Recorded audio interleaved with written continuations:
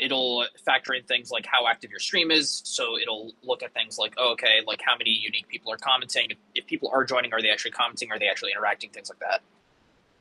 And outside of that, it's going to factor in things like, oh, okay, this like, do you follow this person? Are you actually like spending time on their stream and so on? And then if they're on, then they'll be pushed higher there. But the idea is like it will be a divergence from this kind of like more or less kind of like static feed that we've had, which ends up becoming pretty top heavy Yeah. because you end up kind of dealing with like, oh, okay, you kind of have to like cycle people through there because scroll depth is limited. Yeah. No, that's great. That's excellent news, you guys. That's excellent news. With regards to the algorithm, DT, right now, is it based off of the number of followers you have, and how long is it going to take for the algorithm to pick up who you're spending time with, so that you can get more focused spread of people? Uh, that's unclear Okay. in terms of like what so with this new one in terms of like how long it's because it's all going to be relative, right? Yeah.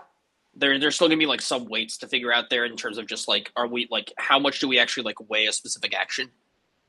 Like for instance, if you watch somebody for a minute, how impactful does that actually need to be in terms of us considering that you watch somebody? Right.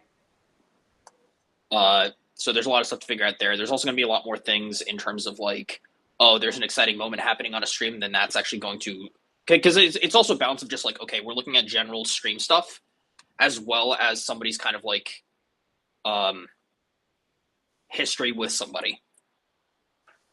Because Okay. otherwise, if you're just factoring in somebody's history with somebody, then you're not going to have any discovery. And I like the idea that you're doing engagement, of, if somebody's watching versus actively chatting. That's going to make a big difference, right? Like, one thing that we were talking about earlier was the watch page and people kind of watching from the outside and not engaging.